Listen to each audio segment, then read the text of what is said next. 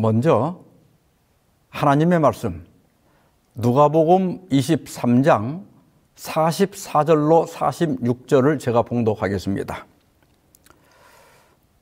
때에 제60쯤 되어 해가 빛을 잃고 온 땅에 어둠이 임하여 제90까지 계속하며 성소의 휘장이 한가운데가 찢어지더라.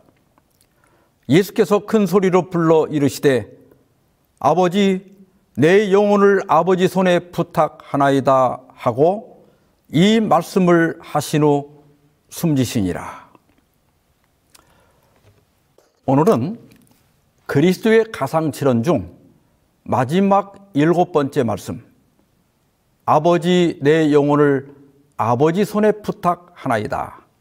이 말씀을 가지고 하나님의 말씀을 대언하도록 하겠습니다. 제가 늦가기로 신학을 할 때 대학에서 얼마 떨어지지 않은 청학교회를 맡아 목회를 하면서 신학을 공부하고 있었습니다. 지금은 천지개벽이 되어서 청학리가 큰 도시가 되었지만 당시는 작은 시골 마을이었고 교인들도 30-40명 정도 되는 작은 교회였습니다. 그런데 그 교회에 김필세 할머니라는 80이 넘은 분이 계셨습니다. 북한에서 남하신 분인데 순환음영학교 출신입니다. 김창세 박사라고 순환음영학교 교사를 지냈고 한국인 최초의 보건학 박사이며 독립운동가였던 분과 친척이 되는 분입니다. 아드님은 6.25 때 전쟁에 나가서 행방불명이 되셨고 약대를 다니던 딸은 인민군에 끌려갔고 막내 따님은 피난 중에 잃어버렸다고 합니다. 그 후에 기적적으로 다시 만났지만 그 따님은 미국으로 가시게 되어서 할머니 홀로 살고 계셨습니다. 제가 부임하자 할머니는 혼자 사는 데가 죽어도 아무도 모른다면서 매일 자기 집에 들러달라고 부탁을 하셨습니다. 마침 그 할머니 집이 큰 길가에 있어서 학교에서 돌아올 때마다 들렀습니다. 제가 들어가면 보시던 신문을 내놓고 어떤 기사나 그 단어의 뜻을 묻기도 하고 또 북한에서 살던 이야기, 6.25 때 남하던 이야기 등을 해주시곤 했습니다. 해가 지나며 점점 몸이 쇠약해지니까 자기 장례를 저에게 부탁하셨습니다. 자신이 죽으면 누구에게 연락할 것인지, 또 통장과 도장은 어디에 있는지, 그리고 어디에 매장할 것인지를 부탁을 하시는 겁니다. 그리고 자신이 지어놓은 수의를 보여주시면서 이것만 입으면 껄끄러우니까 안에 입는 수의는 따로 구해서 입혀달라고 하셨습니다. 제가 신학과를 졸업할 때가 되니까 전도사님이 계실 때 죽어야 할 텐데 전도사님이 떠난 후에 죽으면 누가 장례를 치러주나 이러면서 걱정을 하시는 겁니다. 그때마다 걱정하지 마시라고 제가 꼭 와서 말씀하신 대로 장례를 치러 드리겠다고 약속을 하곤 했습니다. 그러던 어느 날 오후에 밭에 이렇게 갔다 오시다가 그 무면허 오토바이에 치여서 그 자리에서 숨을 거두셨습니다. 저는 할머니께서 유언하신 대로 장례를 잘 치러 드렸고 지금은 포천 재림묘지에서 재림의 아침을 기다리고 계십니다. 예수께서 십자가에서 다 이루었다고 외칠 때 그 성소 휘장 한가운데가 찢어졌습니다. 그러자 하나님께서 임재하시던 지성소가 드러났습니다. 휘장이 찢어진 것은 우리를 위하여 새롭고 산 길이 열린 것을 의미합니다. 본래 지성소는 1년에 한 번 오직 대제사장만이 들어갈 수 있었습니다. 십자가 이전에는 하나님과 사람 사이에 중보자가 필요했습니다. 그러나 이제는 누구나 그리스도로 말미암아 인간 중보자 없이 왕 같은 제사장으로서 하나님께 직접 나아갈 수 있게 된 것입니다. 지상에서의 구속사역을 다 마친 예수께서는 이제 자신의 영혼을 하나님께 맡기는 기도를 드리셨습니다. 아버지, 내 영혼을 아버지 손에 부탁하나이다. 그리고 6시간에 걸쳐 십자가에서 벌인 최후의 대쟁투와 고통을 끝내시고 숨을 거두셨습니다. 예수님의 가상칠언 중 마지막 7번째 말씀은 시편 31편 5절의 말씀을 인용하신 겁니다. 시편 31편은 사울이 다윗을 잡으러 마온 광야에 왔을 때 지은 겁니다. 광야 그 남쪽에 사는 10사람들이 사울에게 가서 다윗이 숨은 곳을 알려주었어요. 사울이 군대를 이끌고 다윗을 잡으러 왔습니다. 마온 근처에 바위 계곡이라고 불리는 이렇게 협곡이 있습니다. 사울은 그 계곡 반대편에서 도망하는 다윗 일행을 발견했지만 그 계곡이 워낙 깊어가지고 계곡을 가로질러 추격하는 것이 쉽지 않았습니다. 그러나 사울이 끈질기게 추격하여 거의 포위할 무렵에 전령이 달려와서 블레셋 사람들이 쳐들어온 것을 알렸습니다. 사울은 할 수 없이 군대를 돌려서 돌아갈 수밖에 없었습니다. 그래서 그곳을 셀라 하마느곳, 곧 분리의 절벽이라고 하였습니다. 사울의 추격을 따돌린 절벽이라는 뜻이겠죠.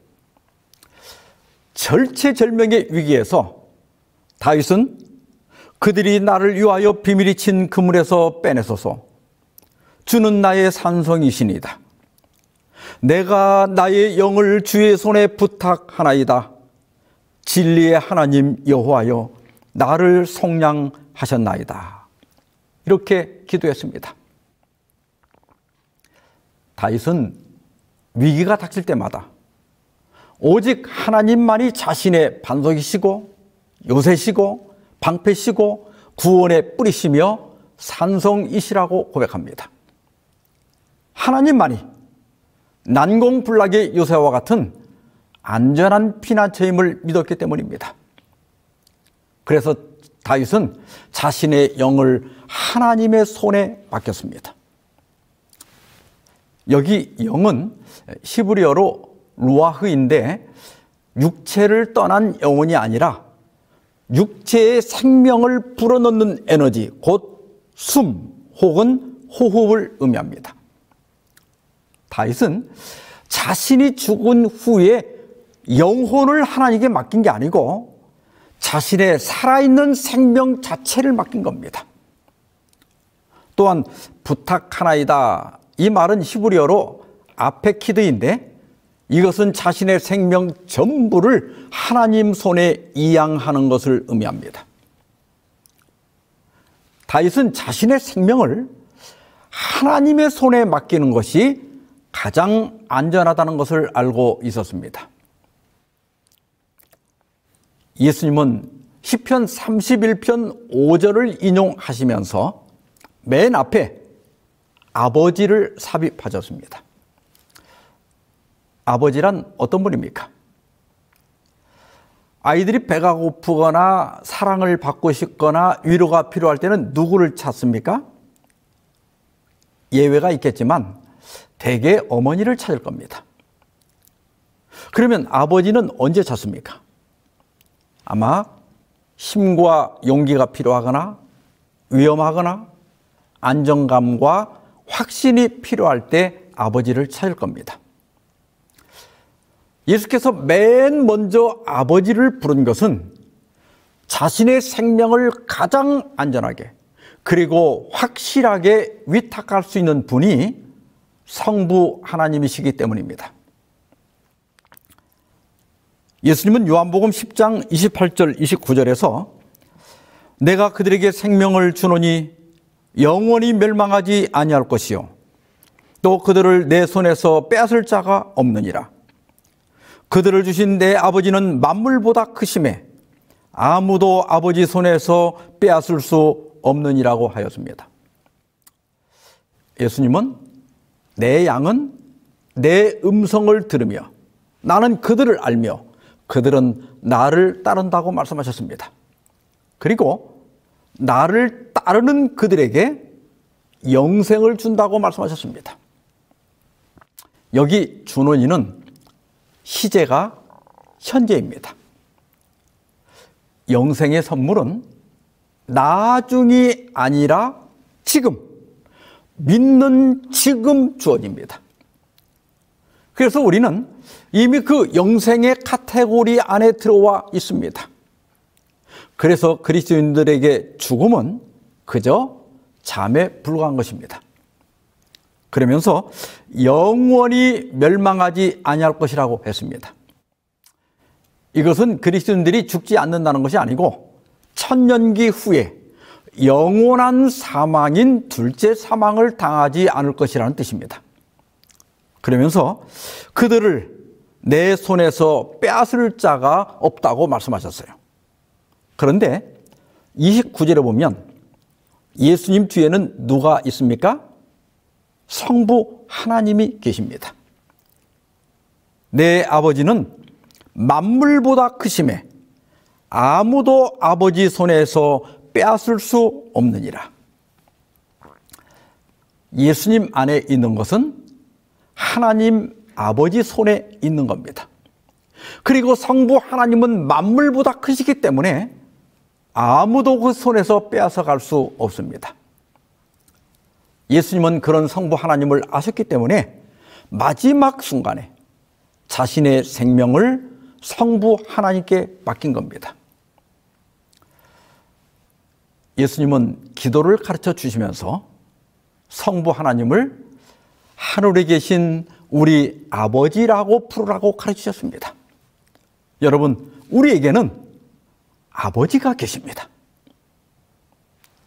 불안할 때, 외로울 때, 힘과 용기가 필요할 때 하나님 아버지를 찾으십시오. 그러면 만물보다 크신 우리 아버지께서 우리를 붙들어 주시고 보호해 주시고 힘과 용기와 지혜와 소망을 주실 겁니다. 예수님은 큰 소리로 아버지를 부른 후에 내 영혼을 아버지 손에 부탁하나이다라고 기도했습니다.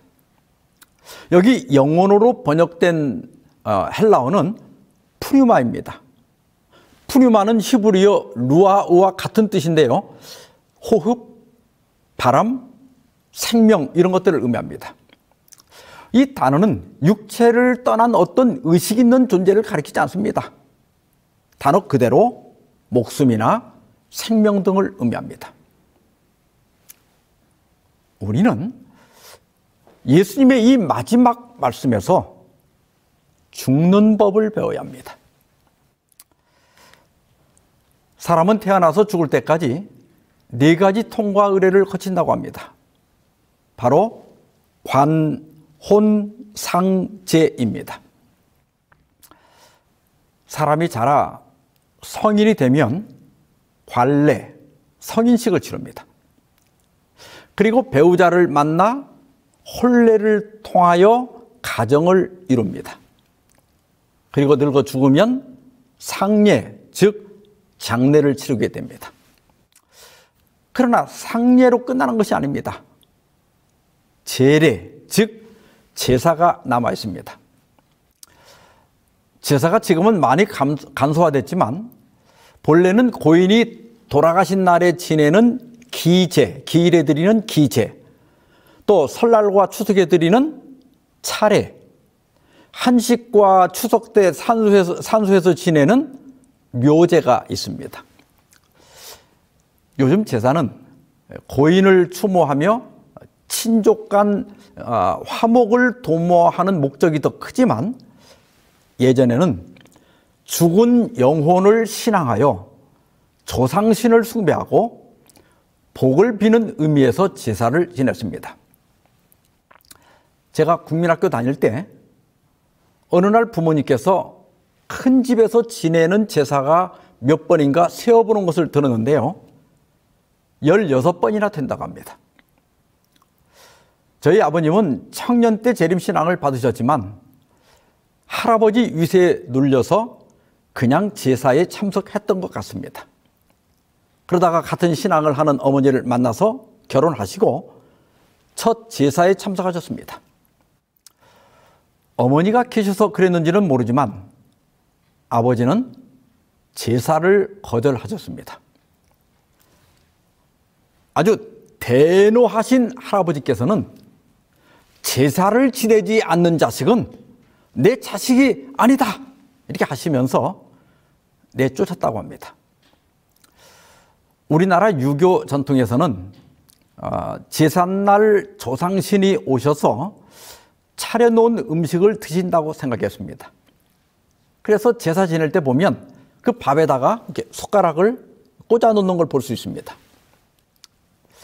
그러니까 저희 조상들은 자신의 사후를 후손들에게 의지하신 겁니다. 그런 입장에서 본다면 저희 할아버지가 섭섭해하시고 화를 내는 것은 당연하다고 생각할 수도 있을 겁니다. 나라나 풍습 그리고 종교에 따라서 시신을 처리하는 방식이 다릅니다. 옛 이집트에서는 미라를 만들었고 보통 매장을 많이 하지만 화장, 수장, 풍장, 조장, 동굴장, 자연장 여러 방식이 있습니다. 최근에는 우주장도 한다고 합니다. 그 사람의 유골을 금속 상자에 넣어가지고 우주로 쏘아 올리는 겁니다. 그러면 그 유골 상자가 수년 동안 500에서 600km 상공을 이렇게 돌게 됩니다. 하늘에 별이 되는 거죠. 그러다가 대기권에 들어오면서 타서 사라지게 됩니다. 시신을 어떻게 처리하는가 하는 것은 대개 사후의 상태에 대한 믿음과 연관이 되어 있습니다. 전에 어떤 분이 그리스도인이 화장을 해도 되는지 물었습니다. 제가 매장을 하든 화장을 하든 사람이 죽어 티끌이 되어 흙으로 돌아가는 것은 똑같습니다. 단지 화장은 그 기간을 단축할 뿐입니다. 이렇게 답을 드렸습니다. 그러자 화장을 하면 몸이 어떻게 부활하느냐고 물었습니다. 누가복음 20장 37절 38절입니다. 죽은 자가 살아난다는 것은 모세도 가시떨기에 관한 글에서 주를 아브라함의 하나님이요 이삭의 하나님이요 야곱의 하나님이라 칭하였나니 하나님은 죽은 자의 하나님이 아니요 살아있는 자의 하나님이시라. 하나님에게는 모든 사람이 살았느니라 하시니.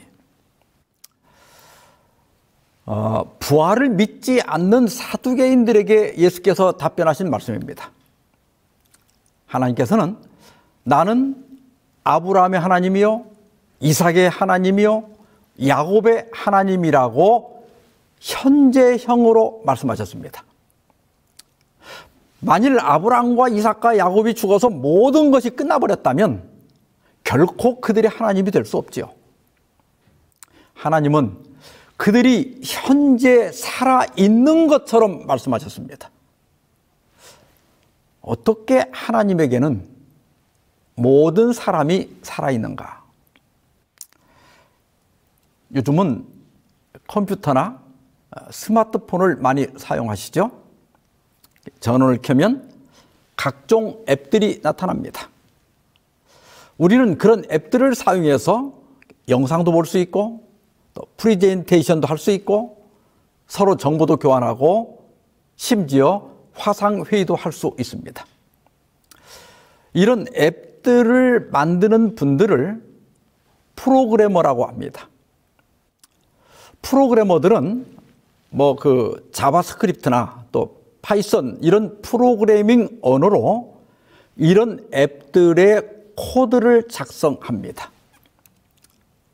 이 코드만 기억하고 있으면 같은 앱을 언제든지 만들 수 있습니다. 하나님은 죽은 사람의 육체를 보관하는 것이 아니라 그 사람의 코드를 기억하십니다. 우리의 DNA, 유전자 정보와 품성의 코드만 가지고 있으면 흙의 원소들을 조합해가지고 생전에 내 몸을 재창조할 수 있는 겁니다. 내가 죽고 육체가 티끌이 되어 사라졌다 하더라도 하나님께서 내 코드를 기억하고 계신다면 나는 하나님께 여전히 살아있는 겁니다. 그래서 하나님에게는 모든 사람이 살아있는 겁니다. 따라서 우리가 죽을 때 우리의 육체가 아니라 우리의 코드를 하나님께 맡겨야 합니다. 이것을 신학적으로는 우리의 영혼을 하나님께 맡기는 겁니다. 하나님께서 우리의 코드, 우리의 영혼을 받으시고 기억하시면 하나님은 언제든지 우리를 재창조할 수 있습니다. 그래서 십자가의 우편 강도는 예수여 당신의 나라에 임하실 때 나를 기억하소서 하고 부탁했고, 또 스데반은 죽기 전에 주 예수여 내 영혼을 받으시옵소서라고 기도한 겁니다. 예수님도 숨지시기 전에 자신의 영혼을 성부 하나님 손에 부탁하셨습니다. 왜냐하면 성부 하나님은 만물보다 크시기 때문에 아무도 그 손에서 빼앗을 수가 없기 때문입니다. 예수님은 비록 십자가에 처형되었지만, 그러나 적의 손에 넘어가 속절없이 죽으신 것이 아니라 하나님의 손안에 안전하게 돌아가셨습니다. 우리는 예수님의 이 마지막 말씀에서 우리의 소중한 영혼을 누구에게 맡겨야 할지를 배우게 됩니다. 보통 소중한 보물이나 돈은 금고나 은행에 보관합니다. 마찬가지로 우리의 가장 소중한 보물인 영혼을 아버지께 맡겨야 하는 겁니다. 사실 믿음이란 맡기는 겁니다. 시편 55편 22절 내 짐을 여호와께 맡기라. 그가 너를 붙드시고 의인의 유동함을 영원히 허락하지 아니하시리로다. 잠언 16장 3절 너의 행사를 여호와께 맡기라. 그리하면 내가 경영하는 것이 이루어지리라. 로마서 12장 19절 내 사랑하는 자들아 너희가 친히 원수를 갚지 말고 하나님의 진노하심에 맡기라. 기록되었으되 원수 갚는 것이 내게 있으니 내가 갚으리라고 주께서 말씀하시니라. 베드로전서 5장 7절입니다. 너희 염려를 다 주께 맡기라. 이는 그가 너희를 돌보심이라. 우리가 그리스도를 믿는다는 것은 우리의 영혼을 하나님께 맡기고 하나님의 구원을 신뢰하는 것입니다. 우리는 매일매일 우리의 영혼을 아버지 손에 맡기는 삶을 살아야 합니다. 인생에 무거운 짐이나 고민이 있습니까? 우리 주님께 맡기십시오. 주께서 붙들어 주시고 평안함을 주실 겁니다. 어떤 계획이 있습니까?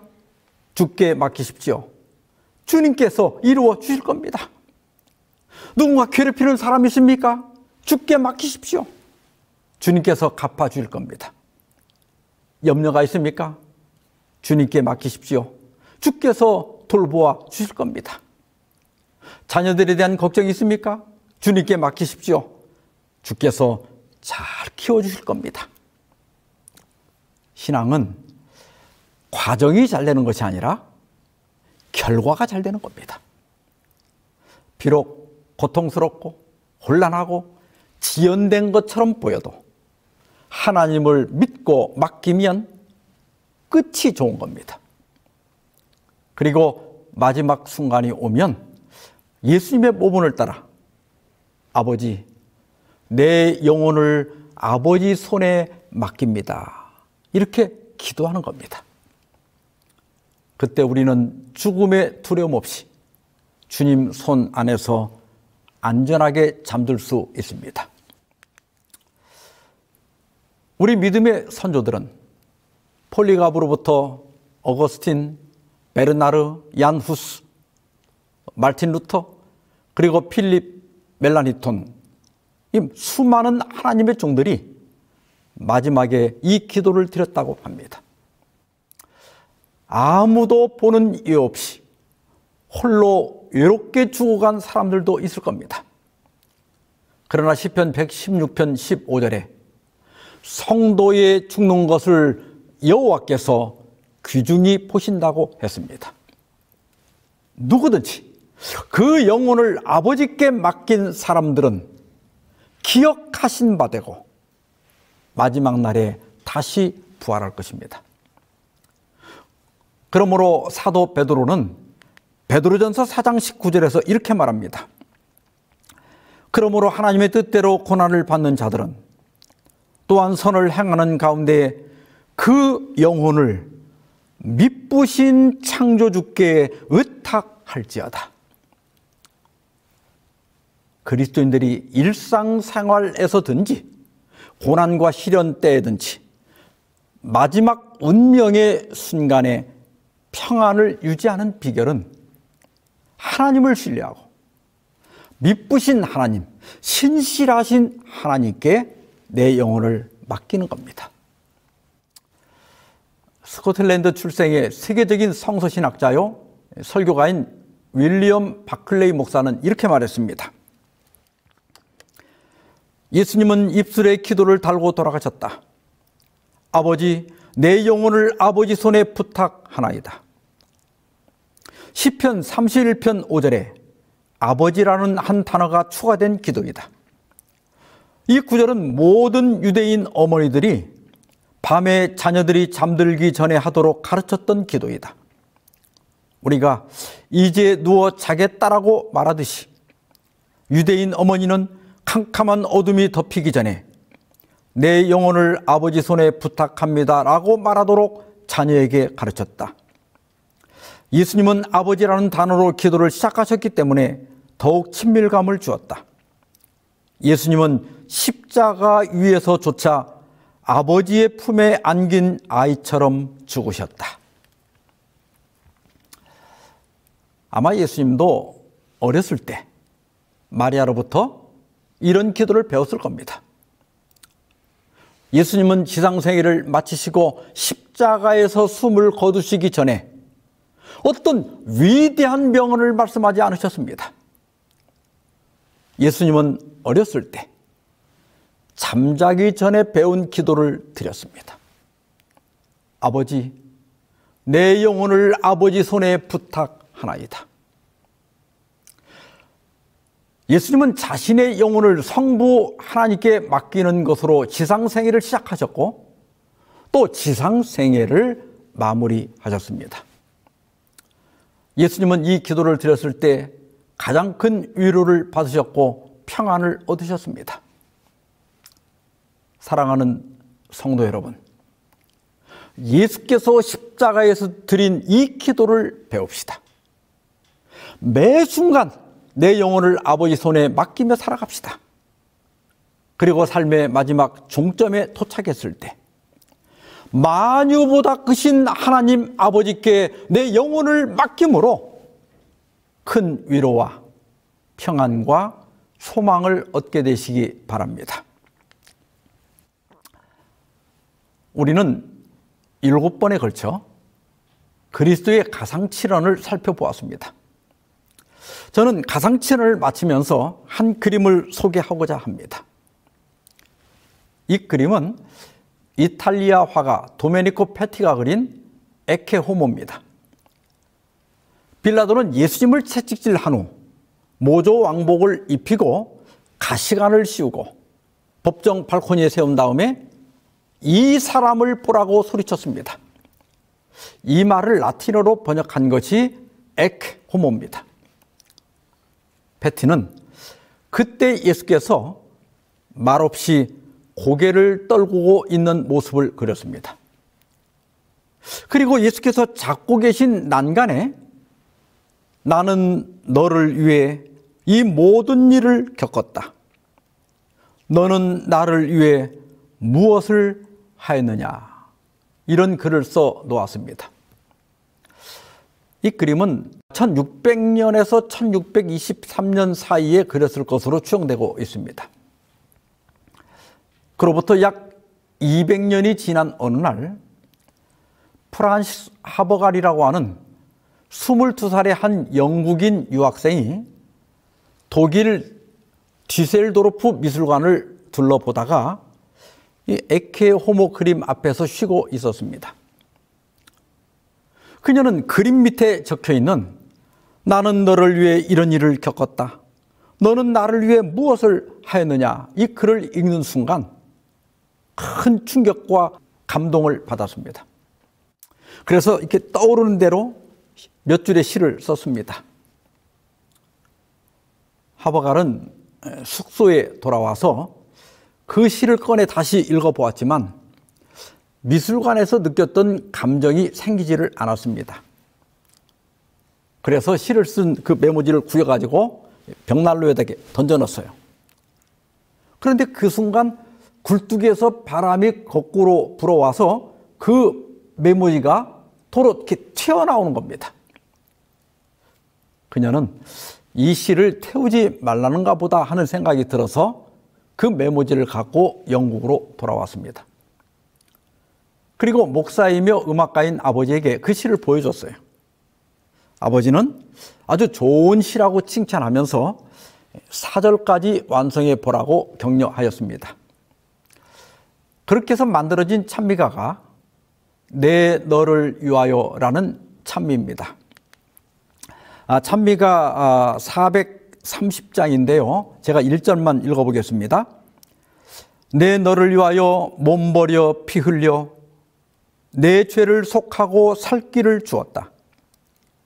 너희 위에 몸을 줬건만 너 무엇 주느냐. 너희 위에 몸을 줬건만 너 무엇 주느냐. 이 찬미가는 케노시스 찬송이라고 하는 별명을 갖고 있습니다. 케노시스는 헬라어로 자기 비움, 자기 포기를 의미합니다.